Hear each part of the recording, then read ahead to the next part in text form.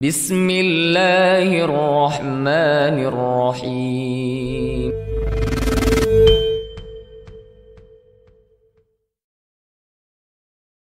Alhamdulillah, wassalatu wassalamu ala rasulillah wa ala alihi wa ashabihi wa man tabi'ahum bi ihsanin ila yaumiddin.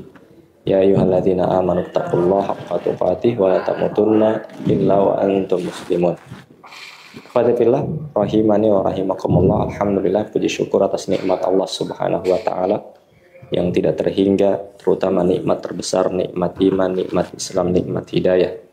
Pada kesempatan ini kita masih diberikan waktu, diberikan kesempatan untuk bisa mengambil faidah dan pelajaran dari kitab Tauhid.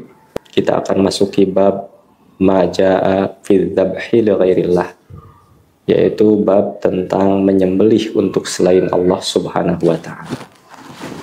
Khawatibillah rahimani wa rahimakumullah, menyembelih adalah bagian dari ibadah yang haruslah kita tujukan hanya kepada Allah Subhanahu wa taala semata. Dalil-dalil tentang perkara itu akan datang penjelasannya disebutkan oleh penulis rahimahullah taala. Sehingga ikhwati fillah, dalam menyembelih harus minimalnya terpenuhi dua perkara. Pertama, al-qasdu, tujuan. Al-qasdu lillah, tujuan hanya untuk Allah Subhanahu wa taala ketika menyembelih. Minimalnya tujuan yang mubah, untuk dimakan dagingnya, untuk dijual dan seterusnya. Adapun yang kedua yaitu al-isti'anatu billah, memohon pertolongan kepada Allah Subhanahu wa taala diwujudkan dengan mengucapkan bismillah ketika menyembelihnya. Sehingga bismillahi Allahu akbar kemudian menyembelih. Kalau seandainya luput satu saja kriteria tadi, misalnya menyembelihnya dia menyebut nama Allah, bismillahi Allahu akbar, hanya saja tujuan dari penyembelihan tersebut untuk tumbal bangunan, tumbal jembatan, persyaratan dukun, untuk dipersembahkan ke penghuni laut selatan dan seterusnya, maka seperti itu berarti jatuh kepada kesyirikan dalam al-qasad wal iradah. Maka syirik dalam tujuan, maka itu kesyirikan.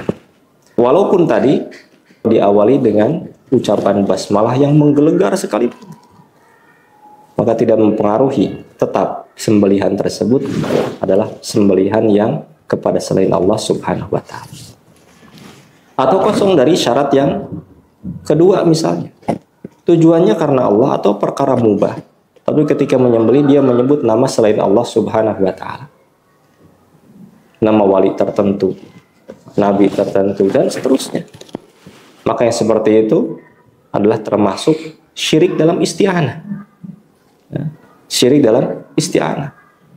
Sehingga menyembelih harus terpenuhi dua persyaratan tersebut baru berada di atas tauhid, yaitu al-qasdu lillah, kemudian yang kedua al-isti'anatu billah. Ketika kriteria tersebut tidak ada, maka terjatuh kepada kesyirikan.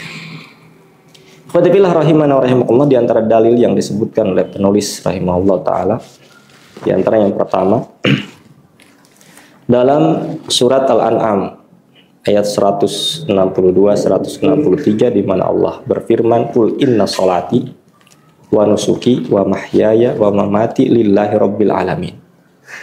La syarikalahu wa bidzalika umirtu wa ana awwalul muslimin." Katakan wahai Muhammad, sesungguhnya salatku, nusukku, nusuk di sini adalah dzabhi, sembelihanku, hidupku dan matiku berupa iman dan amal soleh dalam kehidupan ini, lillahi rabbil alamin, semuanya untuk Allah Subhanahu wa taala, Rabb sekalian. La syarikalah, tidak syarikat padanya. Wa bidzalika umirtu, dan demikianlah aku diperintah, wa ana awwalul muslimin. Maka Rasulullah diperintahkan untuk mengatakan hal tersebut di hadapan orang-orang musyrik, di mana kami dengan penuh kebanggaan mengatakan bahwasanya seluruh ibadahku, sholatku, sembelihan, amal soleh yang dilakukan dalam kehidupan untuk bekal untuk kematian, seluruhnya hanya untuk Allah Subhanahu wa taala, tidak ada syarikat padanya. Berbeda dengan kondisi kalian yang sembelihannya untuk selain Allah, amalnya untuk selain Allah, dan keimanannya pun tercampur dengan ibadah-ibadah yang diarahkan kepada selain Allah Subhanahu wa taala. Maka dalam ayat ini ikhwati fillah, Jelas bagi kita sekalian, memberikan isyarat bahwasanya adzabhu li ghairillahi syirkun. Menyembelih untuk selain Allah jatuh kepada syirik kesyirikan, bahkan syirkun akbar. Nah, kemudian bahwasanya salat, menyembelih min a'dhamil ibadah, termasuk ibadah yang paling agung. Salat ibadah amaliyah, menyembelih ibadah harta yang paling agung. Nah, dan tentunya wajib seluruhnya itu diikhlaskan hanya untuk Allah Subhanahu wa taala semata. Ini pun menunjukkan al-ibadah tauqifiyah. Pelajaran yang lain bahwasanya ibadah itu tauqifiyah. Maknanya berhenti. Ketika ada perintah, ketika tidak ada perintah ya kita tidak melaksanakan ibadah tersebut. Tidak kemudian kreatif menciptakan ibadah. Karena dalam ayat tersebut disebutkan wa bidzalika umirtu, demikianlah aku diperintah. Kemudian ikhwafillah rahimani wa rahimakumullah, ayat berikutnya yang disebutkan oleh penulis dalam surat Al-Kautsar. Ayat kedua, fasalli li rabbika wanhar. Salatlah untuk Rabbmu dan juga menyembelihlah.